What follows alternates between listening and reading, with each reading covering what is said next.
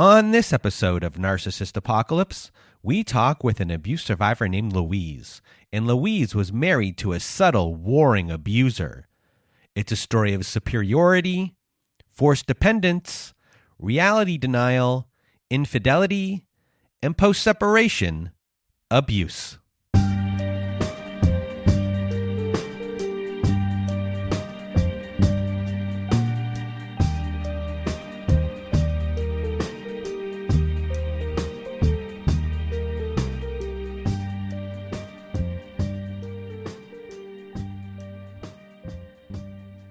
Welcome to Narcissist Apocalypse, everyone.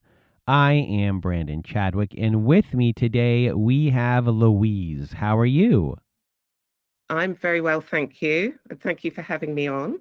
Well, thank you for being here. And if you want to be a guest like Louise is today, go to our website at narcissistapocalypse.com, click on the guest form button, fill out the form, and press the submit button. Also, we have a support group at our website with Zoom meetings every Wednesday nights, Thursday afternoons, and Saturday nights. And we have a forum boards for you to post on to get the validation that you need from survivors just like you.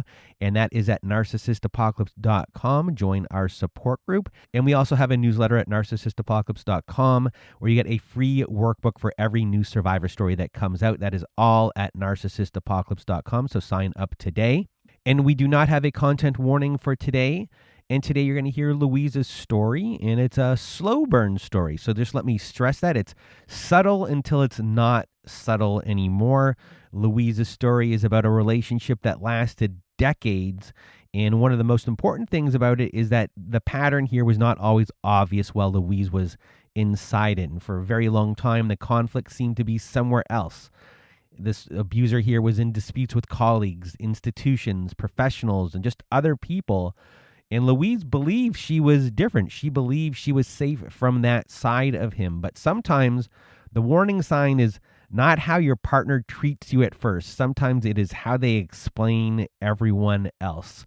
So over time, the same contempt, superiority, denial, and need to win turned toward Louise. And in post-separation, it was just an all-out war. And I know Louise is going to validate so many of you out there today. And I'm also leaving her contacts in our show notes. So now I'm going to get out of my way and your way. Louise, the floor is now yours. Going back to the very beginning of my story, start with my parents and my upbringing. So my parents were both very young when they had me. My mum was only 20 and my dad was 24. And I'm the eldest of two daughters. My dad was the youngest of 5 siblings, and they were raised by their mother after the father walked out to be with another woman. And I think that was relatively uncommon in those days. So that would be the 1950s. And seeing his mother struggle had a profound and lasting impact on my dad. He had to leave school early, so he was 14 when he left school to help keep the family afloat, which is a real shame because he was a highly intelligent and talented man. He worked first as a butcher's apprentice and then as a painter and decorator. And I do often wonder what he could have done if he'd had better opportunities. And my mum had an unusual upbringing. She's a mixed race child, brought up within the extended family, but not by her biological mother. She never talks about it, but she would definitely have suffered from racism growing up, as there were no other people of colour in that part of England at that time when she was growing up. It's nothing like it is now. My dad was a very gentle person and he died relatively young. And Mum was often angry when I was growing up, and possibly because I was the eldest, or possibly because I looked a lot more like her than my sister, I bore the brunt of that anger. I would be hit, and my enduring memory of it is fear and uncertainty, because I never seemed to be able to link it with any particular behavior. I couldn't control it by avoiding certain things. It seemed to be largely related to her mood. And that anxiety and fear of being in the wrong has stayed with me.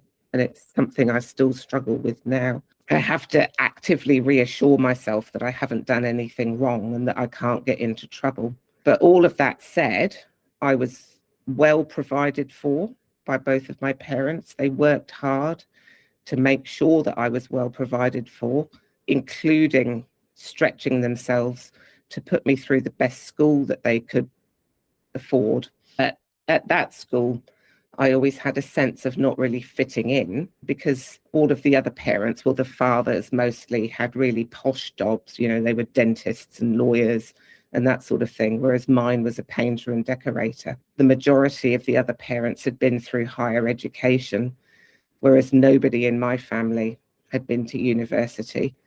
So I do appreciate what they were trying to do, and I've got no doubt that it was all done for the right reasons.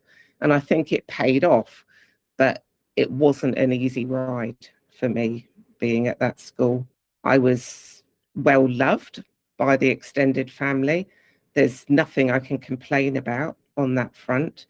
But as I said before, I was in a constant state of fear that has stayed with me.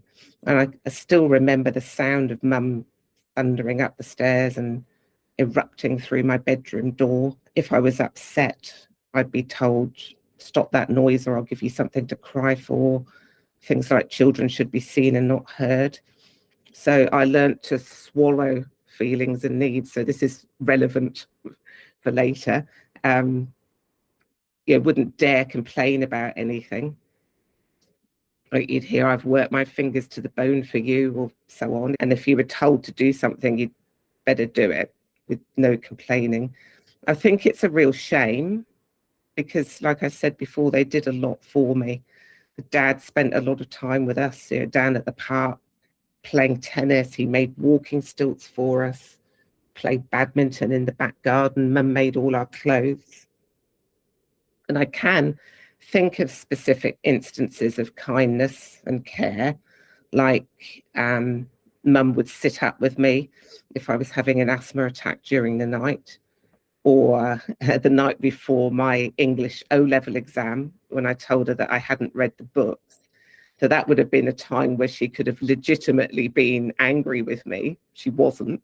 She just calmed me down and said, well, you've been to the lessons, so you'll have heard the discussions, just focus on that and you'll know more than you think you do.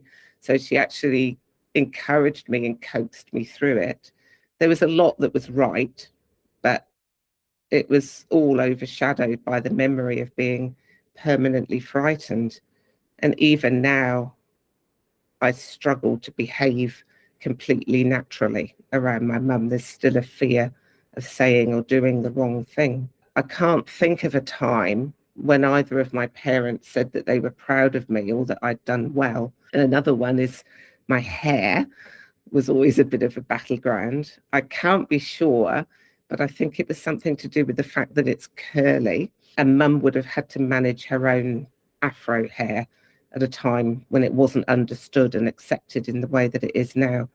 Usually she'd either cut my hair really short and then get upset if people mistook me for a boy, or she'd use these really big rollers to straighten it out before an important event like school photos or something like that. And I hated the way that it looked. I grew it long as soon as I left home, but my female relatives always used to go into raptures over the hair, how lucky I was to have it and so on. Which was a real contrast with the way it was a source of so much friction at home. And I mention it because my hair was never allowed to just be. And I think I associated that with being defective in some way. It always had to be managed. It wasn't allowed to be what it actually was. So I was getting all of these mixed messages, like the female relatives thinking it was the best thing ever. Whereas at home, I got the idea that it was something shameful almost. And there might be other listeners with hair like that understand what I mean. So I was only 17 when I met my ex-husband. I was in my last year at school. He is almost 2 years older than me, but that's because I was one of the youngest in my year at school and he was one of the oldest in his. So we were only a year apart at school, and he was retaking his A levels because he'd been ill the previous year.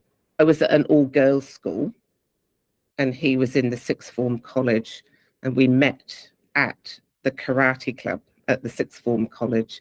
There was a strong attraction for both of us quickly, and hindsight's always 2020, but at the time it seemed as though he was the only person who could see that I wasn't always treated fairly. I got the impression that he'd stick up for me, defend me. He took me out to lunch a lot because he had more money than me, bought me gifts, and kept turning up at our house, so much so that my dad got fed up with it. They even argued, which should have rung more alarm bells than it did, because my dad was not remotely argumentative. He was a really mild-mannered, kind person. I spent a year in France as part of my degree course, and he'd write to me almost every day. You know, like my landlady would be bringing me these thick envelopes with this astonished look on her face, and you know, not absolutely every day, but almost. And he'd ring too. So I was in a little studio apartment, and the landlady next door would come and get me, because there were no mobile phones in the 1980s. It was a different world. But because I was so young and relatively unworldly, I didn't know how unusual some of it was. I didn't know that your boyfriend didn't have to be there all the time. So, right here, you've met him, you're already in this long distance relationship. In our pre call, one of the real big lines that came out of your mouth that I wrote down was, he's the kind of person who could start an argument in an empty room.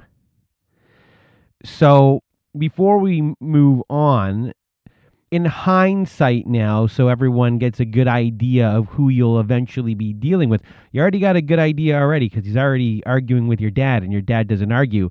But who is this person that you're going to be in a 40-year relationship with? And also, eventually you do meet their family. So what is this family like, and what's his role within the family, and how is he shaped? So he was the youngest of two boys. His father would drone on with really long monologues, usually about himself and his latest food intolerance. And one of the things that I did notice early on was that the focus was always on him at meal times, because inevitably there'd be something new that he couldn't eat, and you could never not talk about it. Like, it was really tedious and frustrating, and there was no way to avoid it. The list would change regularly, and the whole household revolved around him. And every so often he'd have big outbursts and meltdowns and go and sulk somewhere like a toddler. My mother-in-law would try to anticipate all his needs, drop everything to help him. So one time, it was still early in the relationship with my future husband, and we were talking on the telephone, because it was landlines only in those days. My future father-in-law pulled the phone off the wall and threw it across the room. My mum didn't throw things around like that, but I was used to anger, so I probably didn't think as much of it as I might have done. When my mother-in-law's mother, so my ex-husband's grandmother, was dying, she had travelled across the country to spend time with her. And then she got a phone call from her husband saying that he would end his life if she didn't come home now. So she went home and wasn't at her mother's side when she passed away. In the early days, I think I was amazed at how gentle she was towards her sons, and she never seemed to get angry with them. Or importantly, for later, they never seemed to be able to do anything wrong. I think because my mother-in-law was so preoccupied with keeping her husband happy, the boys were seen as basically perfect. And I'm not sure they were ever really pulled into line. The only times that their behavior had to be modified was if there was a risk of upsetting the father somehow. So it was quite random in a way, that there weren't consistent values and behavior and standards that had to be reinforced. Another thing that's noteworthy about that family is there was an air of superiority, of knowing better than everyone else, having a better diet than everyone else, being fitter and trimmer than everyone else. I was on a pedestal because I'd been chosen by their son, so I was better than everyone else too. So after we'd finished studying, we travelled to Australia and New Zealand, did some casual work, and stayed with my in-laws for several months. And then we came back again the following year in what turned out to be a permanent move. I still look back and ask myself exactly how it all happened. It's such a life-altering decision, and I just kind of ended up here. I wasn't forced, but there was something odd about it. And I was struck by something that one of your recent guests, Remy, said, because I was listening to the podcast the other day. She said about her ex-partner, he said there's no industry for him where she was from, so she'd have to move to where he was. And there was an element of that for us too. He had an obscure degree subject that would have limited opportunities, whereas I'd studied a broad subject and theoretically I'd be able to get a job anywhere, which is laughable to think about now, because it wasn't like that at all in provincial New Zealand in the early 1990s, but that's what we thought. So that's why we did what we did. And even with all of that, though, I'd still convinced myself that my ex-husband was not like his father. And I think, to be fair to him, he tried hard not to be. The trouble is that he painted over that egocentricity with a facade.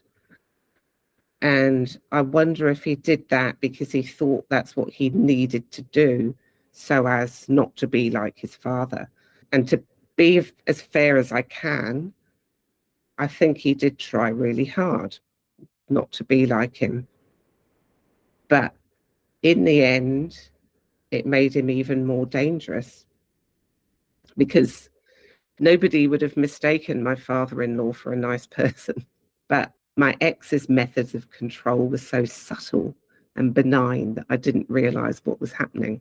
So my ex-husband would take that sense of superiority that he was brought up with, and rather than just boring people to tears with monologues, he'd lock horns with them, verbally, obviously. But the vast majority of the time, and this is an important point again, it happened outside of the domestic setting. So with colleagues, members of professional bodies, people in government departments, never at home, really, with me. It's not an exaggeration to say that there was always some kind of dispute with somebody. And a frequent refrain that I heard is, he's just not being honest, which is what he'd say about whoever he was up against. And I always trusted his integrity and judgment so much that I believed him. I believed that he was the good guy fighting for what was right. Countless bridges were burned, but through all of that, I felt that I was special.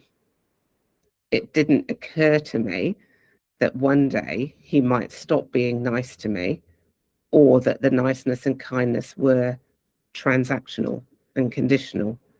All the while I was earning my keep, playing the role, things progressed smoothly. So up until around the mid-2000s, I was able to build a sort of career, but always with limited hours and always in the background to his.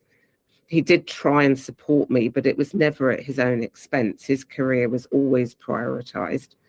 And another example is when he was writing up his PhD, I was working 30 hours a week with 2 children and pregnant with a third. And he would literally just show up for meals and disappear again. I was doing everything. And at the time, I thought I was doing that as part of a joint effort.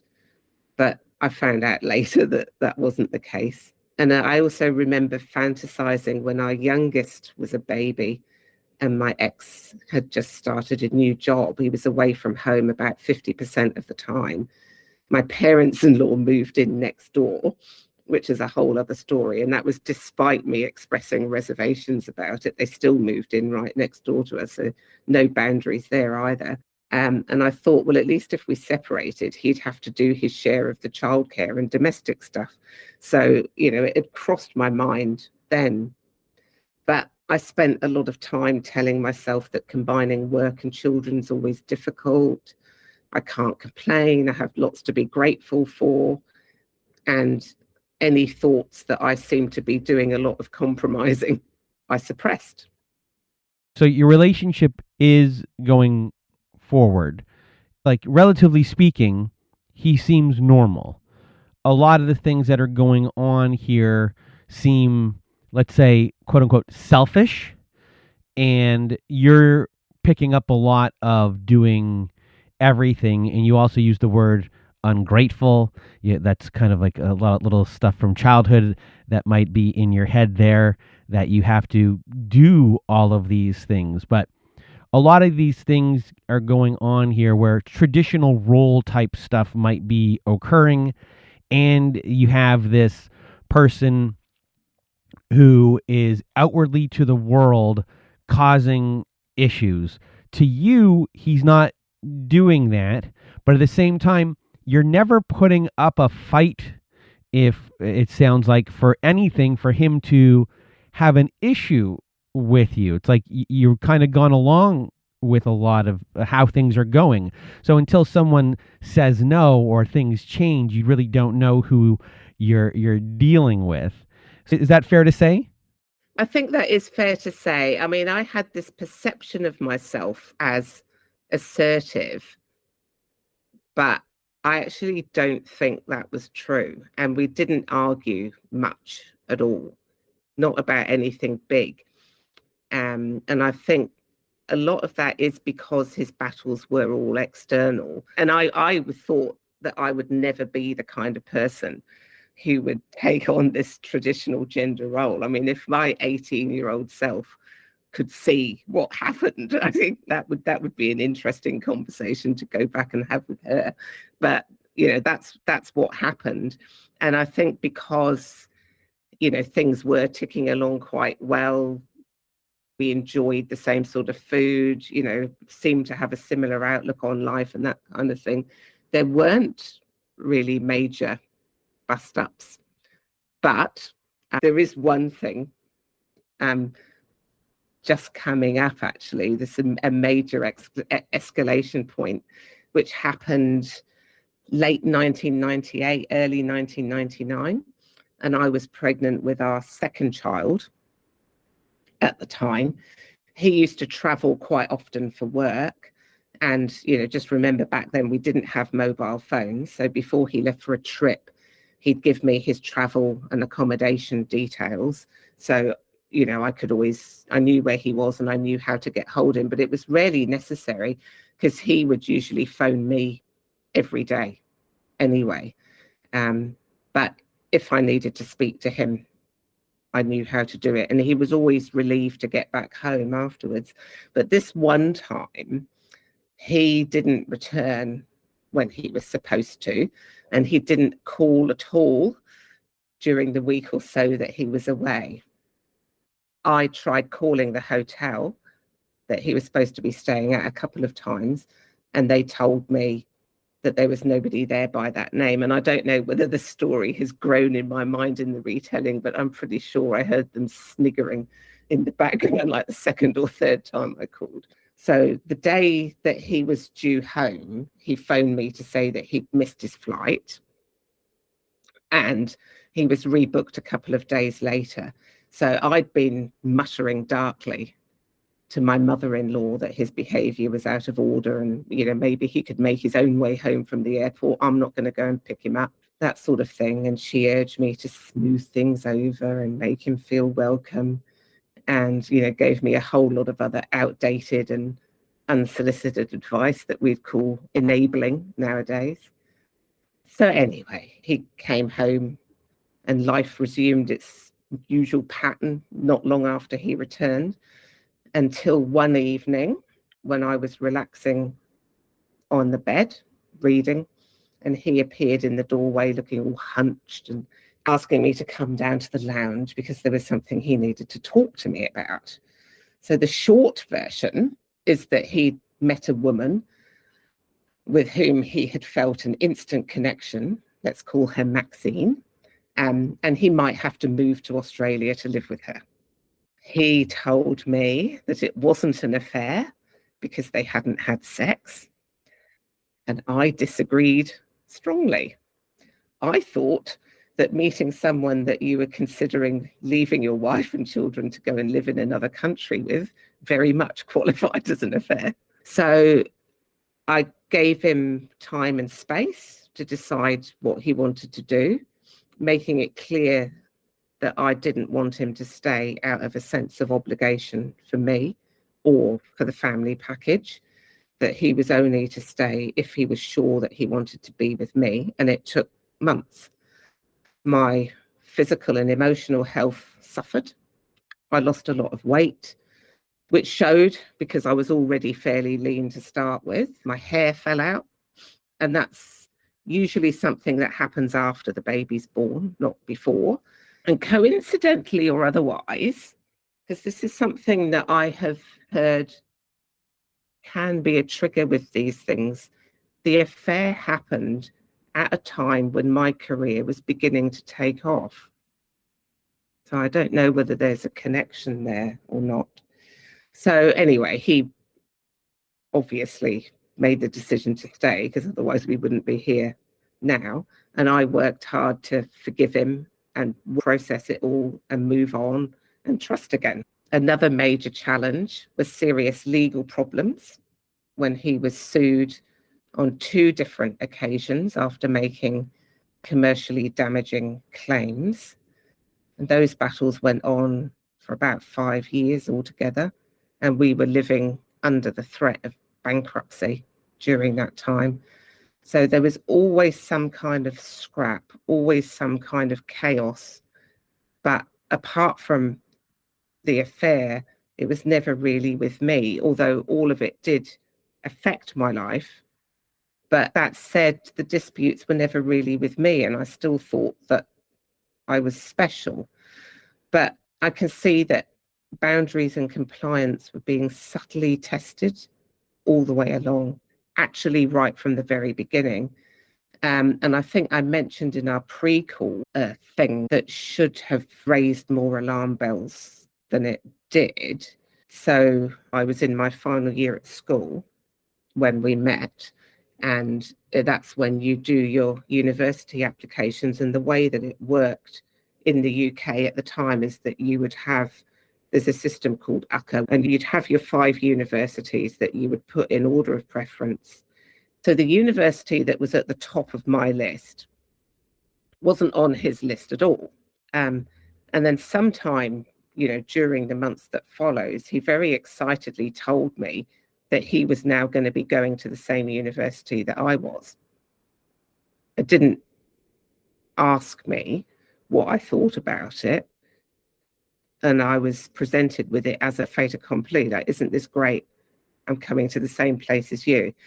And I thought, well, that is odd, but we were still getting on really well. And I didn't really feel like ending the relationship, but it had a huge impact. He'd turn up at my door during the early weeks of university. So I'd having to spend all of the time with him and not meet new people. So it's something that fundamentally altered my whole university experience and possibly the course of my life, that he didn't talked to me about beforehand. And then when I mentioned it to him years later, like decades later, I brought it up and he denied having done it. So I then thought, oh, well, maybe I have misremembered. Maybe I got that wrong. But then I met a school friend in London a couple of years ago. And it was one of the things she said, she just volunteered that information and said that she thought it was really strange at the time. So it did happen. So yeah, I actually think that boundary testing and the compliance testing had been going on since the very beginning, which is easy enough to see now, but I didn't recognize what it was at the time. So the mid-2000s, burnt a few more bridges, and we set up a business together that was based on his expertise. My salary paid the bills to start with. And then a couple of years in, I resigned from my job as we were having a lot of problems with our youngest child at school. The legal cases were ongoing and taking up a lot of time. So something had to give. And that was my career. And that was the end of me working outside of the home and the final nail in the coffin of financial dependence. I didn't see it that way at the time. I did what needed to be done. And I think I would probably have made the same decision again under those circumstances. But, there's no doubt that there are huge risks involved in becoming financially dependent. I don't know what the answer is. I stayed through an affair, some serious legal problems that could have bankrupted us. I compromised my own career, moved to the other side of the world, weathered a lot of storms, basically, but they kept on coming. And all the while I was navigating some drama that he'd created, there was never going to be any space for me to blossom. On the surface, he appeared to be supportive of me, but you could pretty much guarantee that some drama or other would get in the way. So I kind of gave up trying to do anything new after a while. I think I still hoped that there might be more space for me once the children had grown up. As well as big things, there were the little things that chipped away at my sense of self and my sense of reality. Again, they're the sort of things that you're tempted to explain away or minimize, but they keep happening and keep grating. And I'll give you an example. Like when our youngest child was a baby and he was away so much of the time, I would say that I was having a hard time managing, and he'd deny being away much. And in the end, I started marking it off on a calendar just to reassure myself that I wasn't going mad, that he really was away as much as I thought he was. Or he might walk on a floor that had just been mopped, leaving footprints. And I'd say, oh, don't do that, it leaves footprints. And he'd say, no, there aren't any. So it's like I couldn't trust my eyes, what I'd seen with my eyes. Or he'd waft smoke, because he kept bees, waft smoke over the washing on the line. And I'd say, oh, couldn't you wait until I'd got the washing in so that it doesn't smell smoky? And he'd deny having done that, even though the washing stank of smoke. So it was, there were little things and big things that were causing me to doubt my reality, or, the evidence of my senses.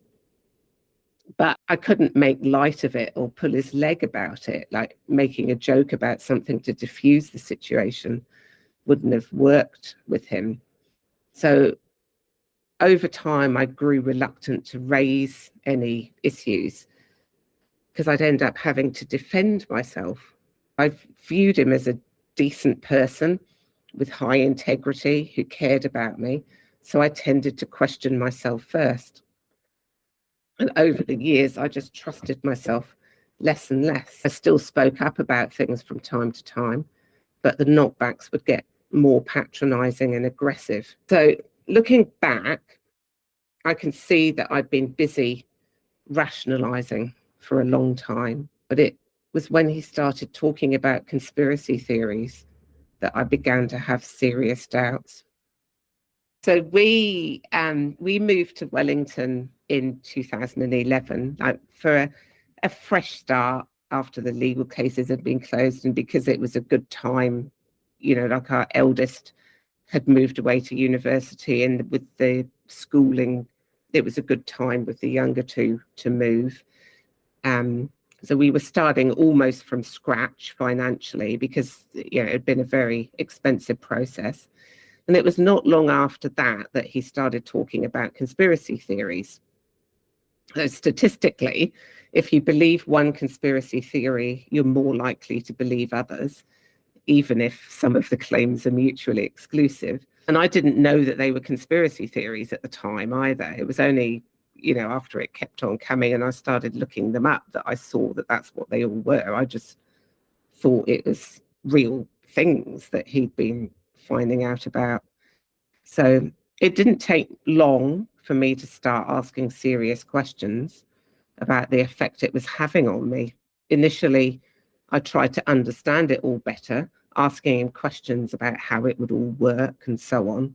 Because as I said before, and we've talked about it a couple of times, I trusted his judgment and thought I must have missed something. But, the more I looked into it, the less time and patience I had with any of it. It just didn't make sense and I wasn't interested. And I made it clear to him as well that I wasn't interested and I didn't agree with any of it. I thought it might go away if I ignored it, because he usually got bored of things quite quickly. But it didn't go away.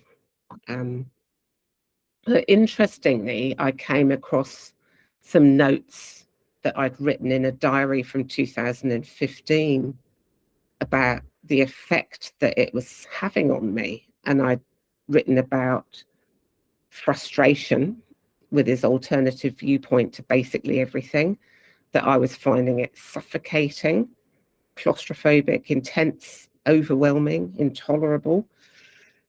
Too often I'd find myself being lectured like I was a captive audience. I didn't like the superior attitude that eventually other people would catch up because I know the truth. I was worried about what he was saying to other people and sick of being expected to believe that I'm the one with the problem. The children had started to notice. And the other thing that's noteworthy about what I'd written back in 2015 is that even with all of the difficult challenges that we'd faced before, I hadn't suggested separating. But this is when I'd started to seriously consider it. But even then, I still thought that sometimes I wasn't broad-minded enough, that I needed to be more tolerant. And also, when you've been as married as long as we had, you tend to look for reasons to stay rather than reasons to leave. Like our two younger children were still at school. Our work and finances were really intertwined. I hadn't done any paid work of my own for a long time. It's not difficult to convince yourself that leaving would be more trouble than it's worth. I did talk to him about my concerns relationship-wise, and he made it clear that he wanted to stay together, so I wrongly assumed that things might change. And I was still managing to convince myself that I could live alongside it all. And I think that's something that possibly a lot of the listeners would relate to.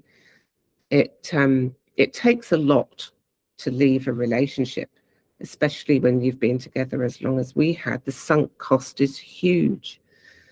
And the prospect of starting on your own after so long out of the workforce is daunting, because I would have been in my mid to late 50s at the time. I started seeing a counsellor in 2019 because his belief system was getting more and more intense and difficult to live with. But the interesting part is that I was still thinking it was me being narrow-minded and intolerant. It was good to be able to talk to someone about it because I hadn't said anything to friends and family. So this counsellor was the first time I'd spoken to anybody about anything that was going on. And then the pandemic hit, which was an absolute nightmare.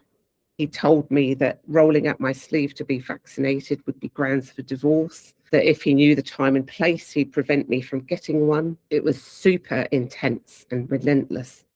And we were all stuck there for lockdown. There was nothing you could talk about that wouldn't end up coming back to accusing people of being blind to what was going on. He'd tell me that I was believing a fairy tale fantasy and he wasn't describing our relationship. Tell me that he hoped I'd come to see it all in time. Can't you get this into your silly little head? 3 hours of that, and I came away feeling like I'd been beaten up. He hadn't hit me, but it just felt that intense. So not long after that, I came to the conclusion that our marriage was probably over. But I suggested some time apart first. He rejected all of the suggestions I made about time apart and said that because I'd started sleeping in the spare room, he said, so how much more space do you want? So when I was away from home for a couple of nights, he read my journals, which I discovered after I'd got a couple of oblique comments from him that didn't make any sense about things that I'd written about him. And I didn't know what he meant because apart from the counsellor, it didn't add up with the things that he was saying. And as far as I knew, I hadn't written anything about him. I had no idea what he was going on about. So I phoned him, just to say, well, what do you mean? And that's when he angrily told me that he'd read my journals. He wasn't remotely sheepish about it. He said he was glad that he'd done it because he'd learned a lot, and then said that I would have done the same thing. So there's weeks and months of my internal dialogue, my innermost private thoughts, where I've been trying to work things out in a safe place without betraying him by talking about private things with other people. It's not like I was concealing torrid affairs or a gambling addiction or something like that. And it's like he already knew that I was unhappy with our relationship. So, a relationship that long is worth some introspection. You're going to want to be able to work it out somewhere. And I thought a journal was the safest place to do it. So he refused to accept that he had violated any boundaries about trust and consent. And even now, he thinks I should be the one apologizing. He said that my ideas about him were messed up. He said that I needed psychiatric help. He said that I had been torturing him psychologically. He said that I wasn't being honest. Sometime later, he went on to allow his legal counsel to cross-examine me about the journals to try and get out of paying any compensation because I'd already been suffering harm prior to separation. So what difference did it make if it went on after separation? And I suspect he didn't actually believe that I'd been suffering harm. I didn't take it to be an admission of fault on his part. I refused to answer those questions by the lawyer because I'd already made it abundantly clear that I'd never discussed the contents of those journals. They're private, and that's that. So you'd think with everything that I've laid out up until now, I would have been prepared for the separation process to be difficult. So if you were ever going to call me deluded, now would be the time, because I was absolutely blindsided by how nasty it got. And I think that shows just how far I had bought into the nice, generous, kind, caring guy facade. I genuinely believed that we had each other's best interests at heart, that we wanted to help each other, and that we could be sensible and civilized. What I didn't realize when I pushed for separation was that I'd started a war. It was shocking. And after a while, I started to understand that it's possible to be shocked but not surprised. The first few low blows caught me off guard. So one morning, when I was getting ready for a 6-hour drive to another city for the funeral of a good friend, he sent me an email to say that he would be going to Corfu for his birthday to see Maxine. So that's the woman that he almost left us all for in 1999. That's where she lives now. I couldn't believe it. At the same time, I had a horrible sense of knowing not only that it was true, but also understanding something far more profound about what our relationship had always been. If I'd thought that he would sprint back to her the moment our relationship ended, then my decision back then would have been different. I told him that that period had been one of the most traumatic experiences I'd ever had, and I'd thought it was in the past. He said that I had no right to complain, that I'd brought it all on myself. I had no idea how difficult it had been for him when our adult children and I had been vaccinated against COVID. So it was my fault that he had done this despicable thing. If I hadn't been so disobedient, then none of this would have happened. He went back to denying that it was an affair. Again, I'm not sure what else you'd call it if you were thinking of leaving a young child and pregnant wife to go and live in another country with another woman. He was vague with our daughter, the one who was born in the middle of it all, about when exactly they'd met, making euphemistic comments like it wasn't the right time. He told me I was reacting to the wrong thing and that he wasn't doing anything different apart from going away for a week. He told me that I was losing a caring and loving partner and a relationship full of opportunity. He wanted me to acknowledge the harm I'd caused his relationship with the children because I was upset about him seeing Maxine again. He said that he thought he'd been dealing with a forgiving wife and a wholly caring mother. But instead of that, I'd given little thought to the torture I'd inflicted on him and that I'd hurt the children. He said that my lack of forgiveness had poisoned the last 24 years. He accused me of lying. He told me that I was unstable. He criticized the histrionics. He said that I dragged the children along for a wholly unnecessary and unpleasant ride because I wanted revenge. A lot of projection.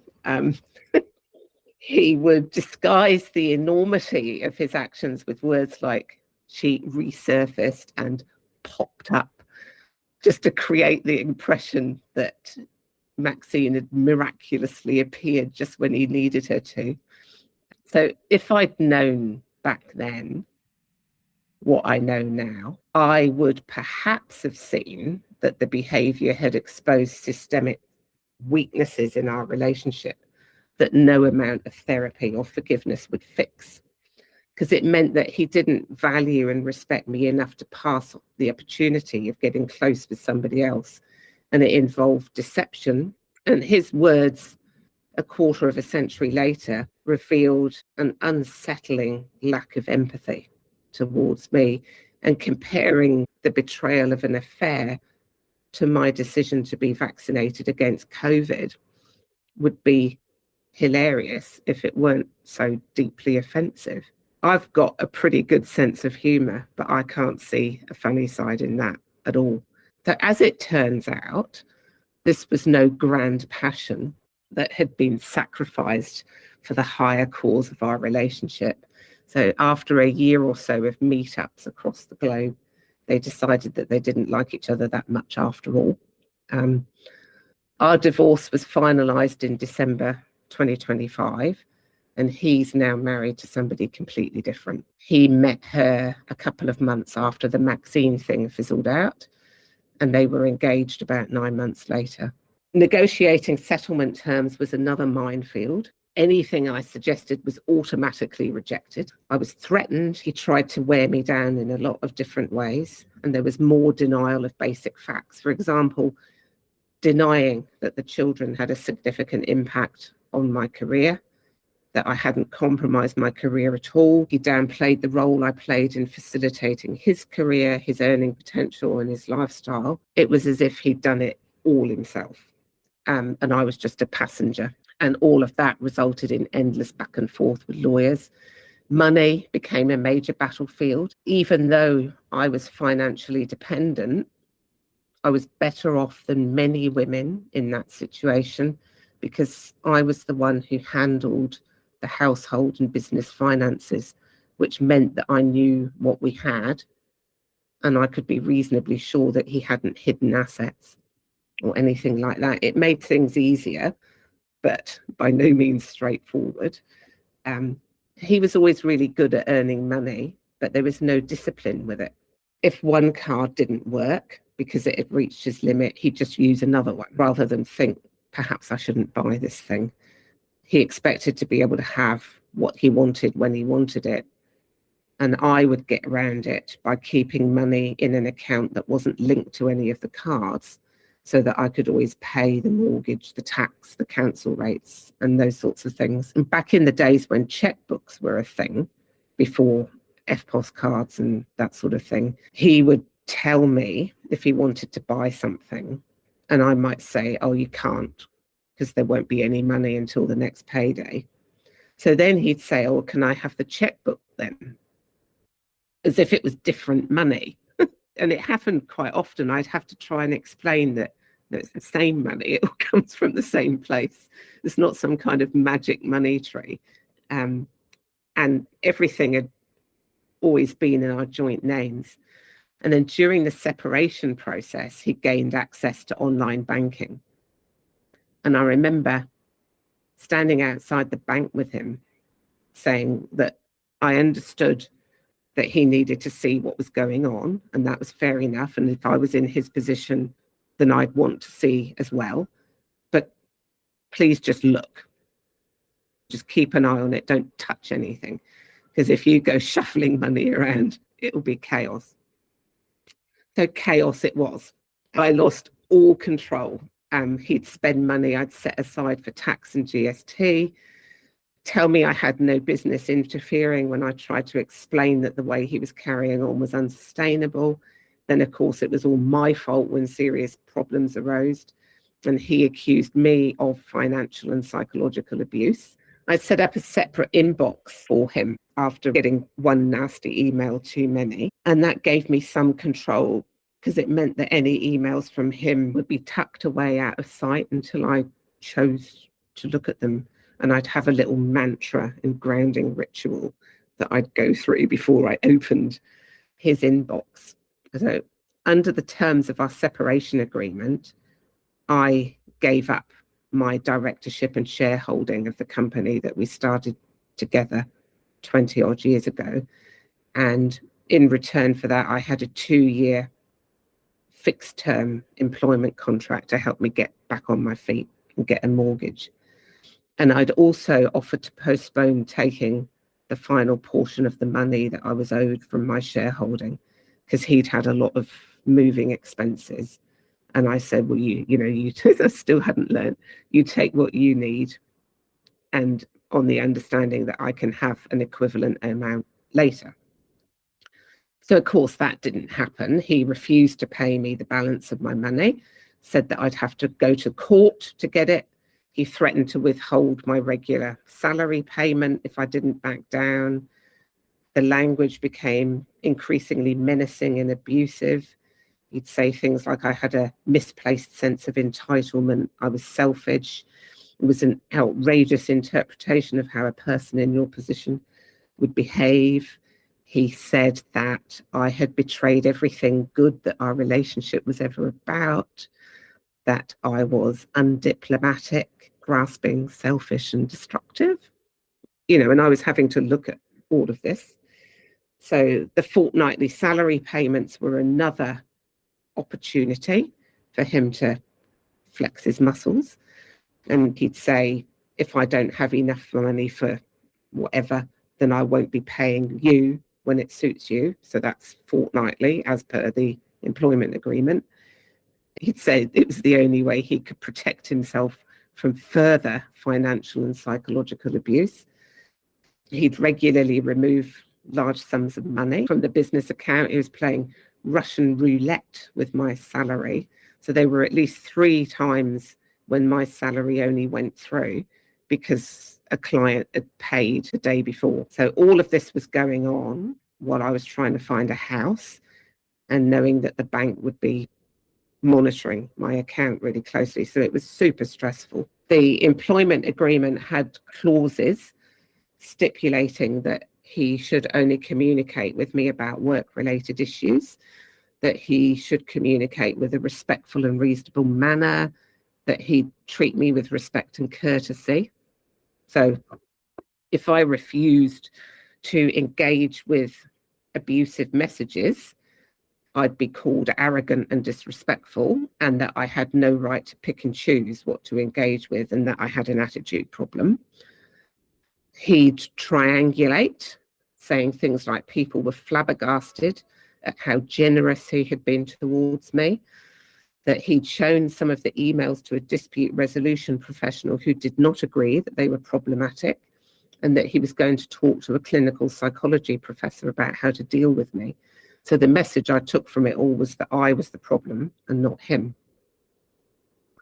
And once I'd committed to my house purchase, the volume of non-work emails went up a lot. And if I didn't respond, I'd wake up the next morning to iMessages that were this long, several screens long, and full of vitriol. And if I ignored those, then the next email would begin, given your reluctance to talk. But it's like I knew that it wasn't a talk, it was an argument that he wanted, and I didn't want one. It wasn't, there was no point.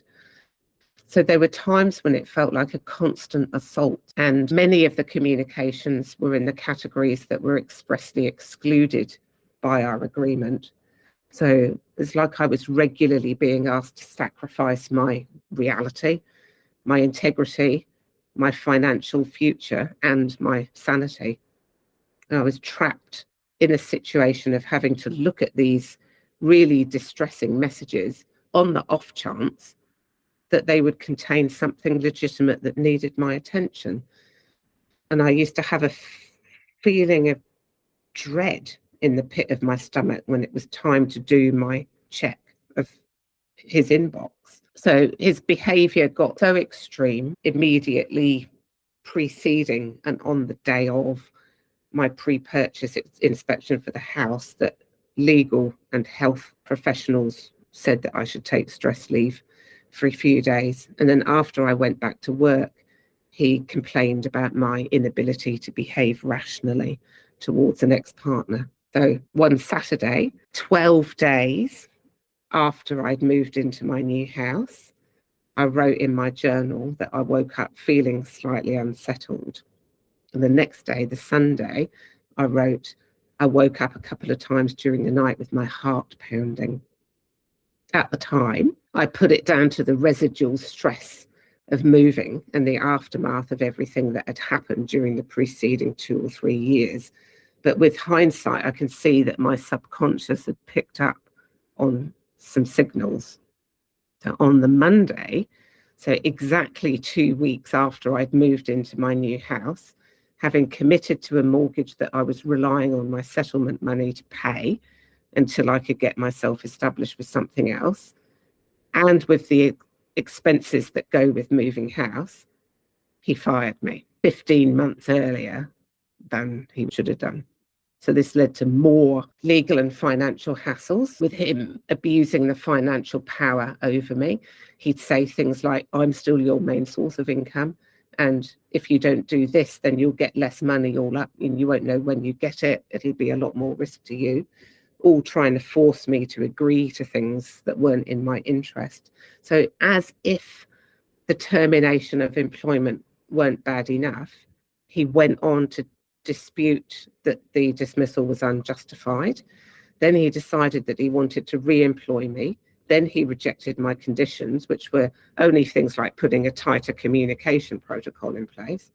Then attempted to argue that we never even had an employment agreement. Threatened to have the whole separation agreement thrown out if I didn't drop my claim against him, and accused me of withholding important financial information. So I spent many tens of thousands of dollars trying to force him to honor the separation agreement, on top of the eye-watering amount that it took to reach the agreement in the first place, talking about like $100,000 easily. So it was an emotional and financial roller coaster that kept me locked into the relationship long after it was supposed to have ended. And he portrayed himself as the victim throughout it all. He's taken some of my most precious possessions, well, one thing in particular, that he seems to have taken a perverse amount of satisfaction in refusing to return to me. He accidentally took it from the storage unit where it was while I was renting. I was accused of dishonesty countless times, as well as being told that I was not rational, that I was deluded, psychotic, selfish, all sorts of things that no decent person would ever say to anyone. And being told that I was dishonest took me back to all those times over the years that he'd said that various other people were not being honest. It's something I used to hear a lot. And I always trusted him and took his word for it. So now I'm having to confront the fact that at least some, and maybe even all, of those people were acting with integrity, because I know that I was being truthful and consistent. So I'm wondering about how big the gap is between what he told me and what actually happened all those times. And it's also difficult knowing that he's probably saying those things to other people about me, including the new wife, and that she'll be believing it just like I did.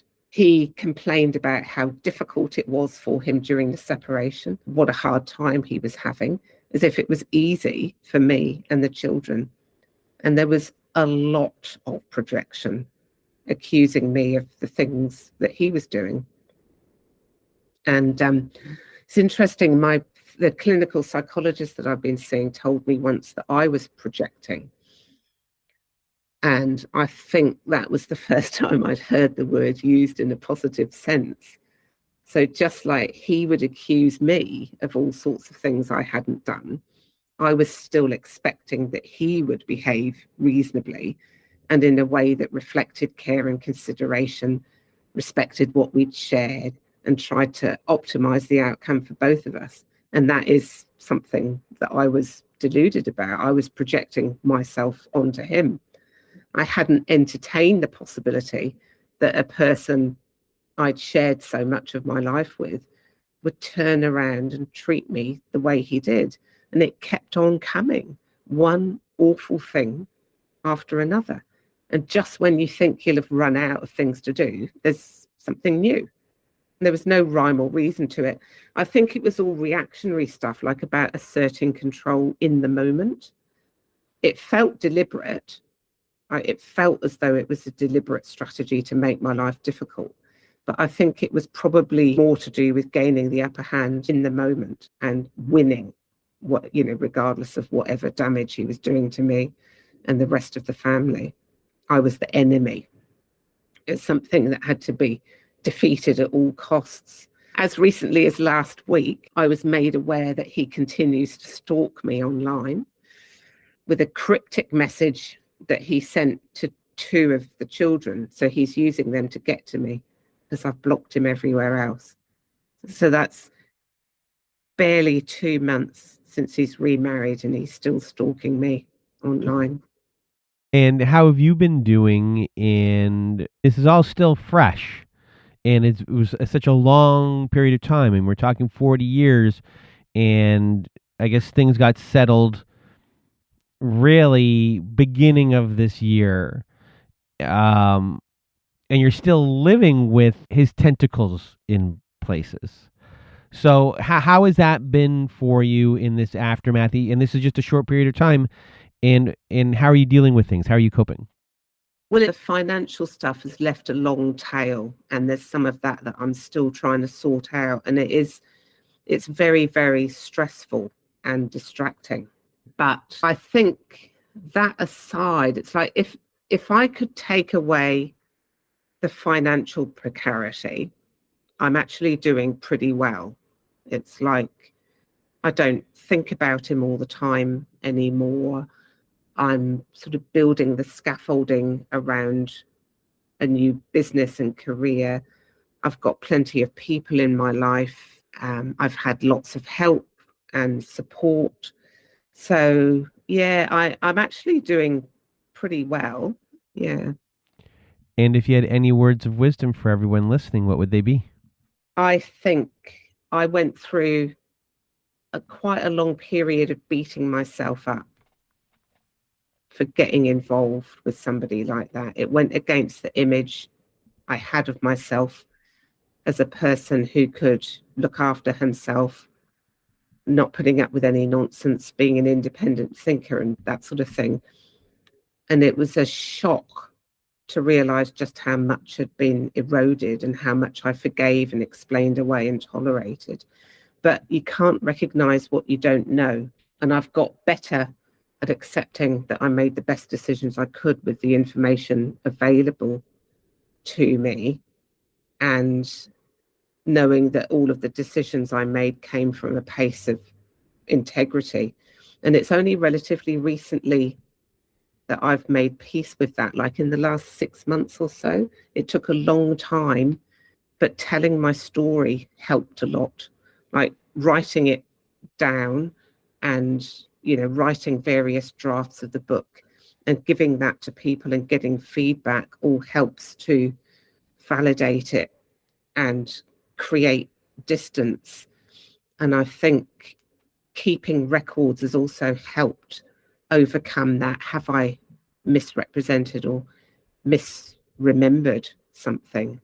So it's really just going through it all systematically and getting that external validation. Like, really, you shouldn't need to have external validation of your reality, your feelings and what's actually happened. But I think when you've been through something like that, it is that external validation that helps blow out the gaslight, is a way to put it. So that's been something that's been really useful. But it was really that letting go of blaming myself that was the key to being able to turn it around and start to feel better. Well, Louise, I really want to thank you for being here today and sharing your story. And your story is important to me because it's showcasing how someone can go through these relationships, and until there's like a real definite conflict that goes on, you don't really know who you are actually dealing with. And you were dealing with someone who the conflict you're seeing is with other people, the way they're describing other people, that the other people aren't this thing, that they're kind of superior to them, or those other people's opinions don't matter. And a lot of people don't think that'll ever happen to them. But then one day you figure out that when push comes to shove, when they need to, they're going to put you in that exact place that those other people were. And it's something for everyone to notice how your partners are talking about other people and the way they view other people. And do they have transactional relationships when it happens with people? Are they someone who always thinks that other people are like dumb and put people down? Are they judgmental always? These are things to notice. And I think this is a big part of what you wanted people to see in your story as well, as a little bit of a warning sign too. Yeah, that's absolutely it. And thank you for letting me talk about it. I find it really useful talking it. I think every time you talk about it, you understand more and things fall into place. And it's great that you give people the opportunity to do that. And thank you for talking to me. Well, thank you once again, Louise, for being here with us today. And all of Louise's contacts will be in our show notes, including the book that Louise wrote. And if you want to be a guest like Louise was today, go to our website at narcissistapocalypse.com, click on the guest form button, fill out the form, press the submit button, and we will go from there. We also have a support group at our website with Zoom meetings every Wednesday nights, Thursday afternoons, and Saturday nights. And we have a newsletter at our website where you can get a free workbook from every new survivor story. So that is all at narcissistapocalypse.com. Sign up there. And that is it for today's survivor story, today's episode. So for myself and Louise, we hope you have a good night.